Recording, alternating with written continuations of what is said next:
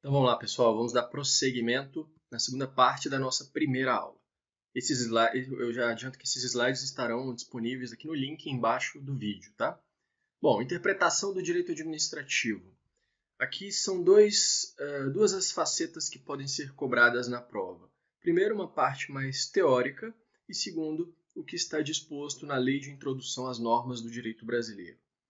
Parte teórica. O professor Eli Lopes Meireles destaca que são três os pressupostos necessários para a interpretação das normas, atos e contratos administrativos, que são 1. A desigualdade jurídica entre a administração e os administrados. 2. A presunção de legitimidade dos atos da administração.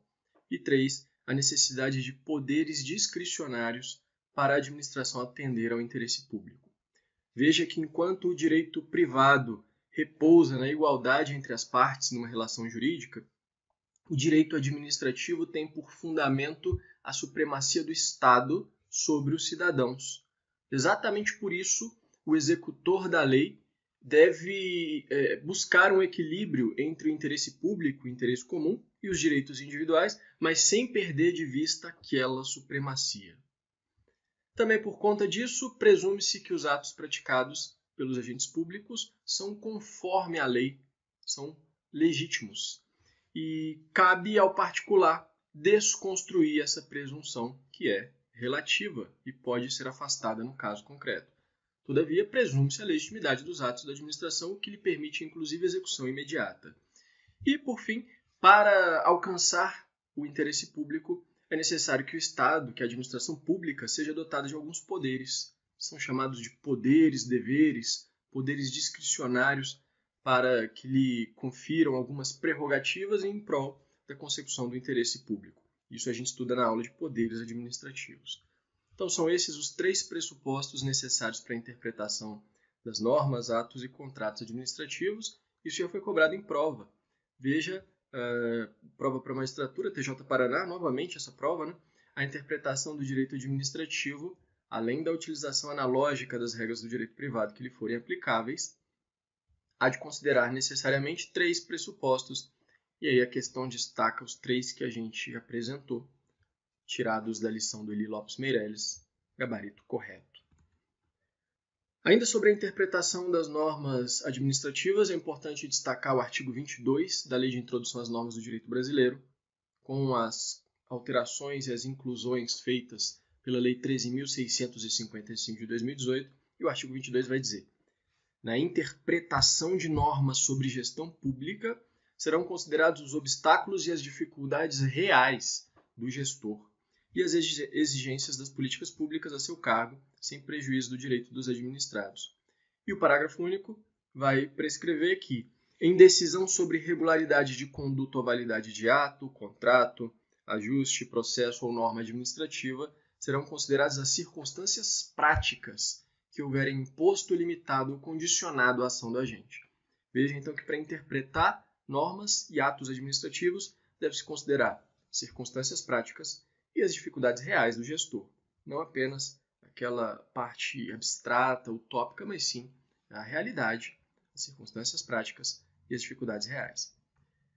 Já o artigo 23, que atua em prol do princípio da proteção à confiança legítima como uma vertente subjetiva da segurança jurídica, diz que a decisão administrativa, controladora ou judicial que estabelecer interpretação ou orientação nova sobre norma de conteúdo indeterminado deverá prever um regime de transição, quando indispensável para que esse novo dever ou novo condicionamento de direito seja cumprido de modo proporcional, equânime, eficiente, sem prejuízo aos interesses gerais.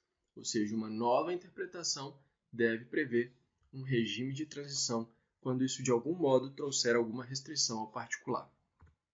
E, por fim, o artigo 24 diz que a revisão, inclusive na esfera administrativa, quanto à validade de ato, contrato, ajuste, processo ou norma administrativa, cuja produção já se houver completado, levará em conta as orientações gerais da época, sendo vedado que, com base em uma mudança posterior de orientação geral, se declarem inválidas situações plenamente constituídas.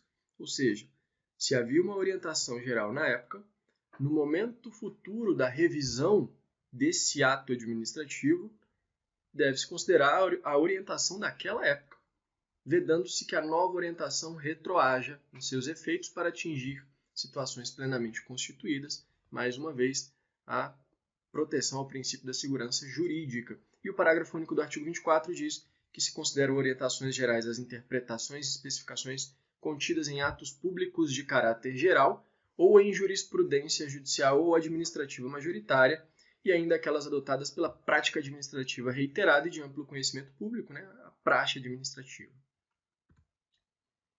Bom, sistemas de controle da administração pública. Esse aqui é um tópico essencial desta aula. Por sistema administrativo, também chamado de sistema de controle da administração, entende-se, nas palavras do professor Eli Lopes Meirelles, o regime adotado pelo Estado para a correção dos atos administrativos ilegais ou ilegítimos praticados pelo poder público. Então, para corrigir os seus atos ilegais e ilegítimos, há necessidade de um sistema de controle. E são dois os grandes sistemas de controle existentes. O sistema de jurisdição única ou UNA, que é o chamado sistema inglês, e o sistema do contencioso administrativo ou de dualidade de jurisdição, que é chamado sistema de controle francês. O sistema do contencioso administrativo, que é o primeiro que a gente vai analisar, como você percebe, surgiu lá na França e é adotado até hoje. Nesse sistema, há tribunais de natureza administrativa que são responsáveis por uma jurisdição especial e diversa do Poder Judiciário. Então, há duas jurisdições. A jurisdição administrativa, que é formada por tribunais administrativos, como o Conselho de Estado francês, que tem competência e poder para julgar todos os litígios que envolvem a administração pública com caráter de definitividade, ou seja, suas decisões produzem coisa julgada material. O professor Cretella Júnior é quem tem, para mim, a melhor definição do sistema do contencioso administrativo. Ele diz o seguinte: nesse sistema, a administração pública é juiz. A administração pública é juiz. Ela julga como se fosse um juiz com as mesmas características, produzindo coisa julgada material, sempre que houver um ato que envolva a atuação da administração pública. Já a jurisdição comum dos tribunais do Poder Judiciário irá analisar todos os atos que não digam respeito à atuação da administração pública.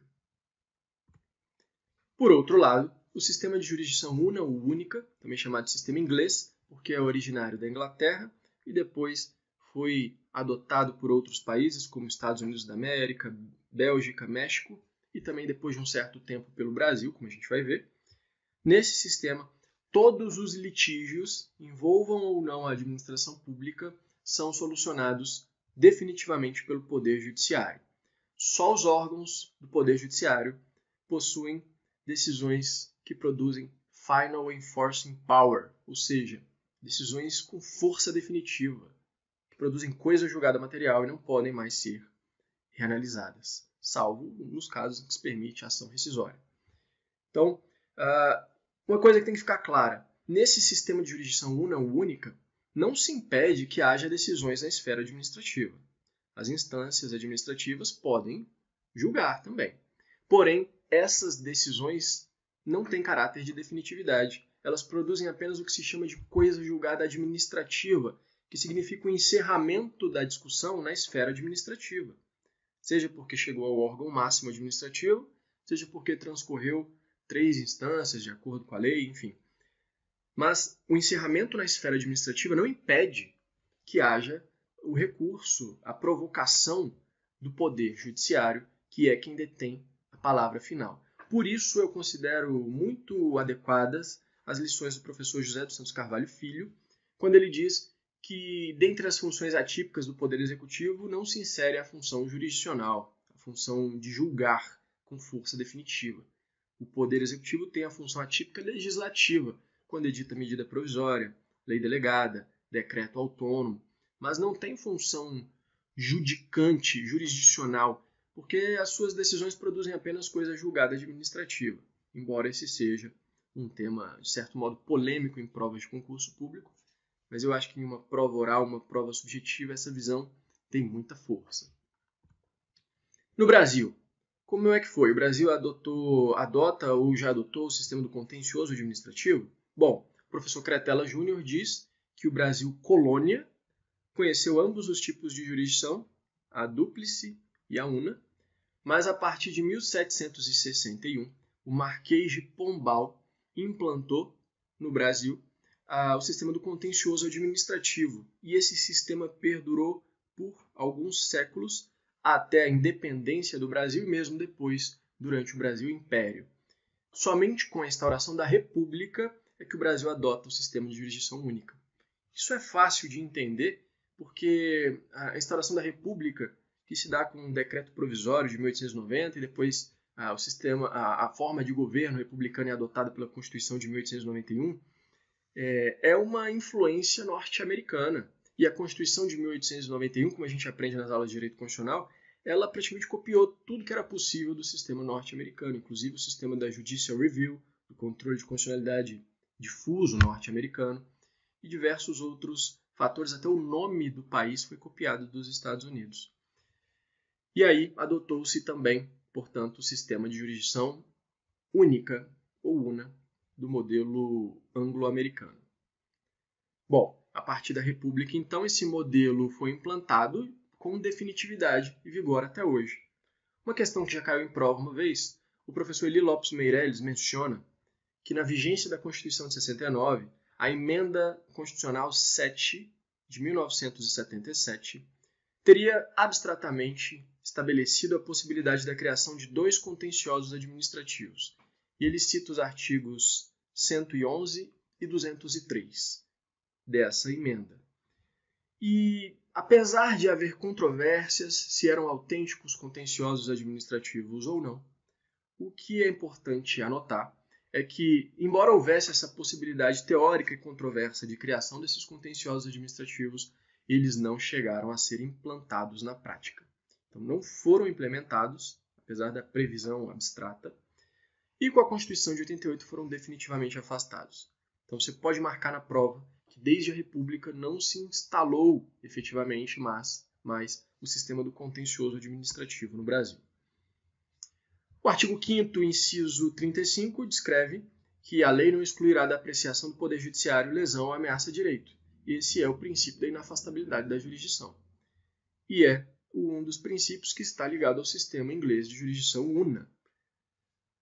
Duas coisas que são importantes entender sobre o princípio da inafastabilidade da jurisdição. Primeiro, não se impede que uma questão que esteja submetida ao Poder Judiciário seja apreciada na esfera administrativa e vice-versa. Então, se eu estou litigando em juízo, é possível que a questão esteja sendo discutida também na esfera administrativa? Sim, não tem problema. Não se fala em litispendência, né? Não temos 2 processos. O que pode acontecer é que, se a questão for resolvida primeiramente na esfera administrativa, há uma perda superveniente do interesse de agir na esfera judicial. E se houver uma decisão definitiva na esfera judicial, também não há mais como prosseguir a questão na esfera administrativa. A única exceção que me vem à cabeça que nós temos a esse respeito, e a gente estuda lá no Direito Constitucional, diz respeito ao CNJ, Conselho Nacional de Justiça, que é um órgão administrativo, embora componente do Poder Judiciário. E quanto ao CNJ, se houver uma questão já judicializada, o CNJ não pode mais discutir. Isso é jurisprudência do Supremo Tribunal Federal. E a segunda questão importante é que essa possibilidade de recurso ao judiciário não depende do prévio esgotamento das instâncias administrativas, ou seja, proíbe-se, como regra, o estabelecimento de instância administrativa de curso forçado. Essa vedação significa, meus amigos, que não é possível exigir o exaurimento da discussão em sede administrativa para admitir o exercício do direito de ação, como eu acabei de explicar. Então, não se pode exigir que o caso esteja definitivamente resolvido na esfera administrativa para que se permita o exercício do direito de ação. Isso violaria o princípio da inafastabilidade da jurisdição. Mas existe uma exceção constitucional, pelo menos uma é isenta de questionamentos, que é aquela prevista, como está aí na tela, no artigo 217, parágrafo 1º da Constituição, que diz: o Poder Judiciário só admitirá ações relativas à disciplina e às competições desportivas após esgotarem-se as instâncias da justiça desportiva regulada em lei. Ou seja, para que se possa levar ao Poder Judiciário questões, litígios relacionados a competições desportivas, é preciso que primeiro se esgotem as instâncias da justiça desportiva. E como a gente sabe, os tribunais desportivos não pertencem ao Poder Judiciário, são tribunais administrativos, fazem parte das instâncias administrativas. Uma exceção, então, à vedação de estabelecimento de instância administrativa de curso forçado. Mas a própria Constituição procura mitigar os efeitos dessa imposição de esgotamento das instâncias administrativas, quando no parágrafo 2º do mesmo artigo 217 diz que a Justiça Desportiva terá o prazo máximo de 60 dias para proferir decisão final. Olha como isso já foi cobrado em prova. Tabelião, 2019, TJ Minas. Reconhecida a existência de 2 sistemas administrativos, quais sejam francês e inglês, têm-se consolidados os moldes de um sistema de unicidade de jurisdição e outro de dualidade de jurisdição. No que diz respeito aos sistemas anteriormente mencionados, é correto afirmar que o ordenamento jurídico pátrio veda a imposição de acesso a qualquer instância ou órgão administrativo como pressuposto a pleitos judiciais. Errado. Essa é a regra realmente, mas há uma exceção. O caso da justiça desportiva. Muito cuidado com isso. Existem outras hipóteses que alguns estudiosos costumavam apontar como também uma exceção a essa vedação ao estabelecimento de instância administrativa de curso forçado. Mas esses casos trazidos pela doutrina não configuram violação ao princípio da inafastabilidade da jurisdição. O primeiro deles seria o exaurimento, a exigência de exaurimento das vias administrativas para uso da reclamação, como está previsto na Lei 11.417 de 2006, artigo 7º, parágrafo 1º. Isso não configura violação à inafastabilidade da jurisdição, porque apenas veda o acesso ao judiciário por um meio específico, sem impedir o uso de vias processuais ordinárias. Então, por exemplo, se uma questão está sendo discutida e eu quero interpor, ajuizar, apresentar uma reclamação em face dessa questão, a lei vai exigir o exaurimento das vias administrativas em face da decisão do ato administrativo. Porém, isso não me impede de buscar o judiciário por meio de uma ação ordinária, como é a regra. Impede apenas o uso excepcional dessa forma célere, que é a reclamação. Mas isso é comum no direito, no ordenamento jurídico. Veja, por exemplo, o mandado de segurança. Existe um prazo decadencial de 120 dias para a impetração do mandado de segurança a contar da ciência da lesão.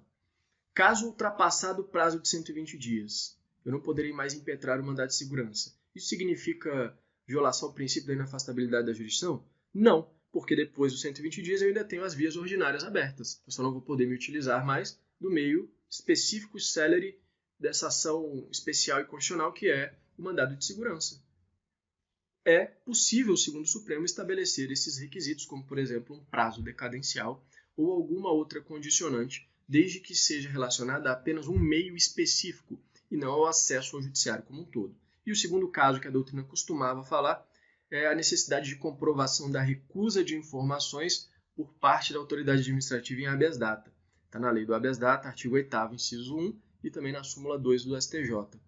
Agora, essa necessidade de comprovar a recusa das informações ou um prazo razoável sem resposta para que seja cabível a impetração de habeas data diz respeito não a uma violação à inafastabilidade da jurisdição, mas ao preenchimento de uma das condições da ação, que no caso é o interesse de agir. Então veja, a pessoa chega até o Poder Judiciário e, em uma linguagem leiga, juiz, eu quero acesso às informações que constam de um banco de dados de um órgão público que dizem respeito à minha pessoa.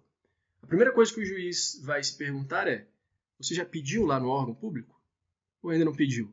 Porque se não pediu, não há interesse de agir. E há o indeferimento, então, da petição inicial.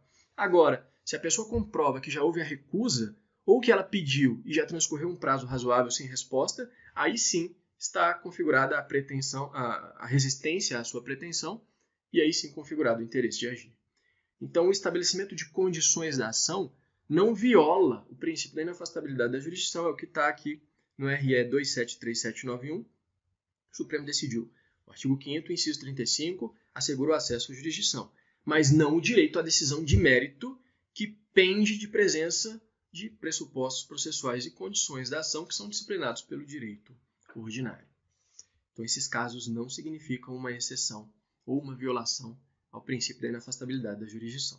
Apenas o artigo 217, parágrafo 1º, de maneira isenta de discussões. Bom, penúltimo tópico dessa aula, tópico 11, que vai tratar da administração pública. Podemos conceituar a administração pública de diversas maneiras. São vários os sentidos que se pode obter dessa expressão. E eu vou trabalhar 3 dualidades presentes na concepção da administração pública. Primeiro, a dualidade que envolve um sentido subjetivo e um sentido objetivo. Depois um sentido amplo e um sentido estrito. E, por fim, a administração pública introversa e a administração pública extroversa. Todos esses sentidos aqui são temas de prova. Primeiro sentido, então, a administração pública em sentido subjetivo, que também é chamado de sentido formal ou orgânico. Segundo a de Pietro, a administração pública, nesse sentido, designa os entes que exercem atividade administrativa. Então, os entes compreende pessoas jurídicas, órgãos e agentes públicos incumbidos de exercer essa função, que é a função administrativa. Diz respeito a pessoas, órgãos e agentes, os entes que compõem a administração pública. Nesse sentido, geralmente o vocábulo administração pública é escrito em letras maiúsculas, mas isso é apenas uma convenção. Não há um erro caso seja escrita administração pública com letras minúsculas. E no sentido reverso, o sentido chamado objetivo, material ou funcional, a administração pública designa a natureza da atividade exercida por esses entes. É a própria função administrativa que incumbe não de maneira exclusiva, mas predominantemente ao Poder Judiciário. Então veja o gráfico que eu coloco aqui na tela. No sentido subjetivo, formal ou orgânico, pergunta-se quem? E aí temos os órgãos públicos, as entidades e os agentes públicos.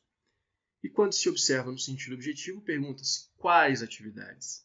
E aí temos todas as atividades que compõem a função administrativa, o serviço público, fomento, poder de polícia, intervenção, e alguns autores incluem também a regulação como uma forma específica. Agora, no sentido amplo, a administração pública pode ser analisada subjetivamente e objetivamente. Em um sentido amplo, compreende tanto órgãos governamentais, supremos, aqueles que compõem o governo, que têm a incumbência de traçar e planejar planos de ações, fixar os objetivos do Estado, bem como os órgãos administrativos subordinados que executam esses planos governamentais. Já no sentido objetivo, a administração pública, nessa visão ampla, compreende tanto a função administrativa, a atividade administrativa, quanto a função política.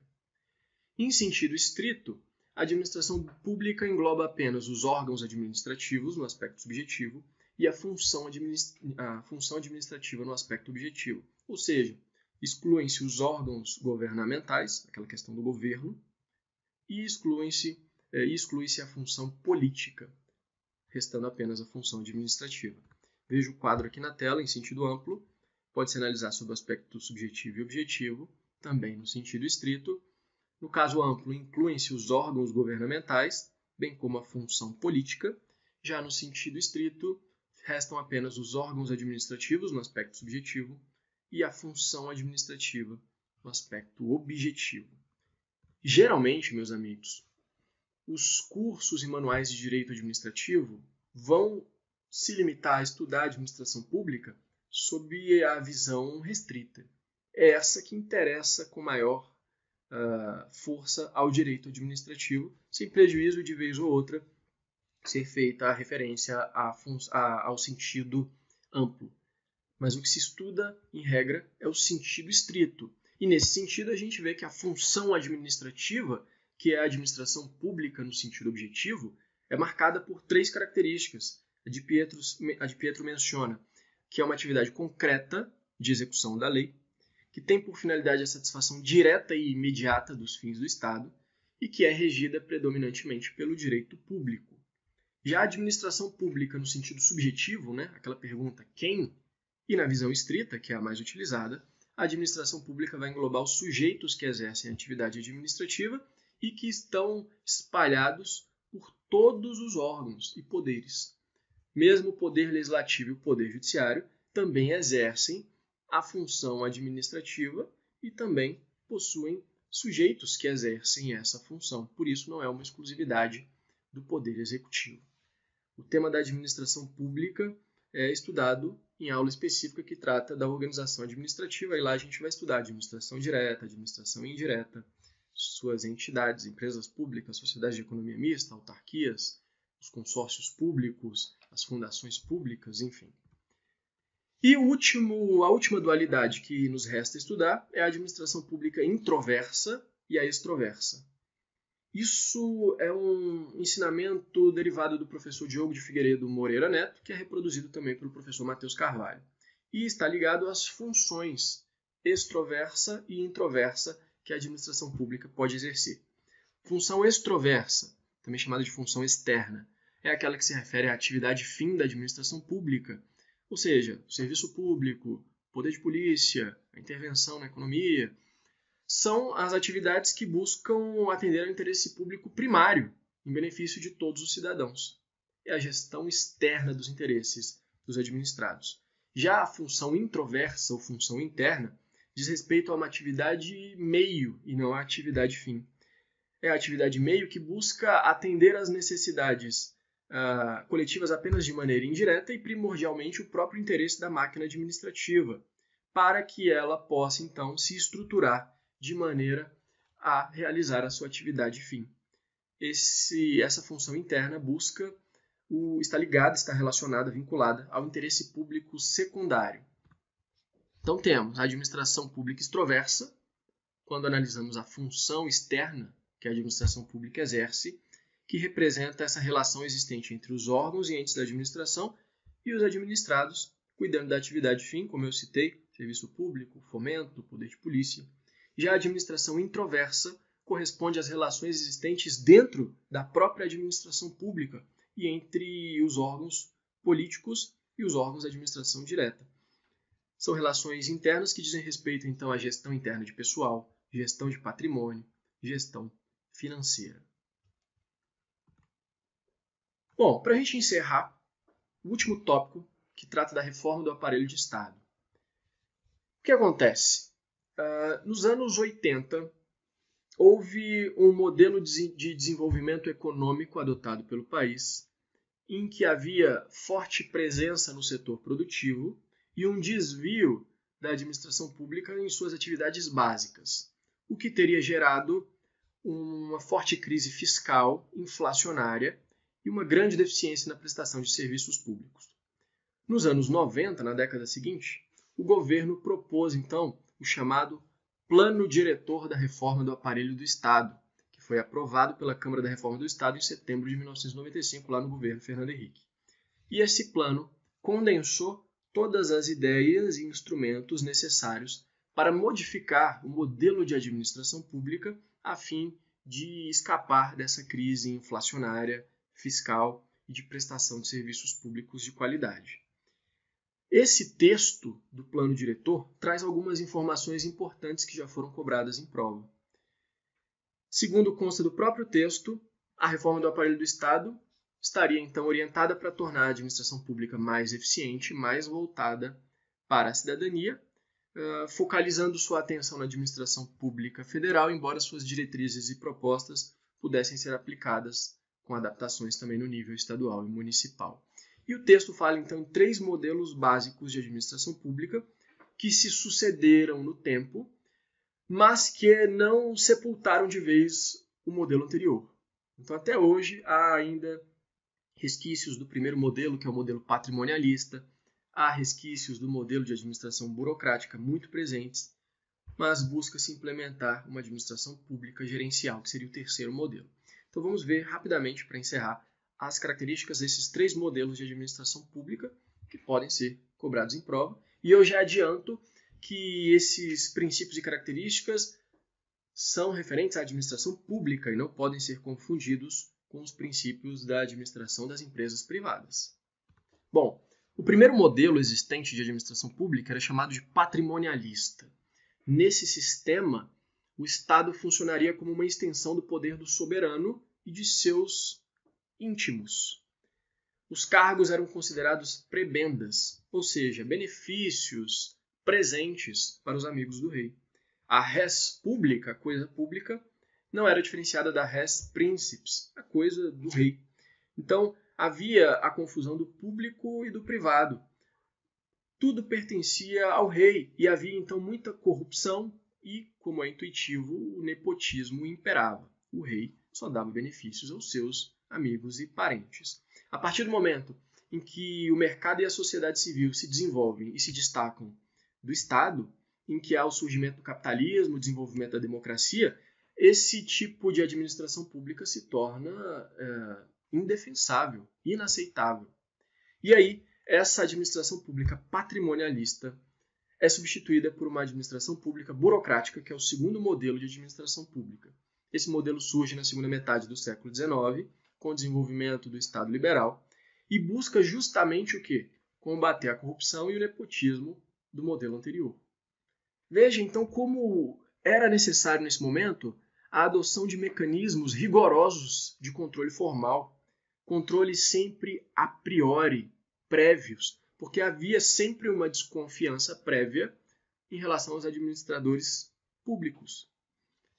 Por isso que o modelo de administração pública burocrática enseja a existência de controles rígidos, por exemplo, na admissão de pessoal, por meio de concurso público, nas compras, por meio de licitações, no atendimento a demandas. É um sistema bem rigoroso para evitar o nepotismo e a corrupção. O defeito desse sistema é uma ineficiência, uma incapacidade de voltar-se para os cidadãos na prestação de serviços públicos eficientes e uma autorreferência. Mas veja, era um modelo que no seu surgimento era necessário. A partir do momento em que o Estado passa de uma visão liberal para um Estado social, em que deve prestar serviços, prestar atividades ao cidadão, e isso se dá na segunda metade do século XX, o surgimento desse novo modelo de administração pública, é necessário, então, que haja uma mudança, uma superação naquele modelo burocrático e rigoroso.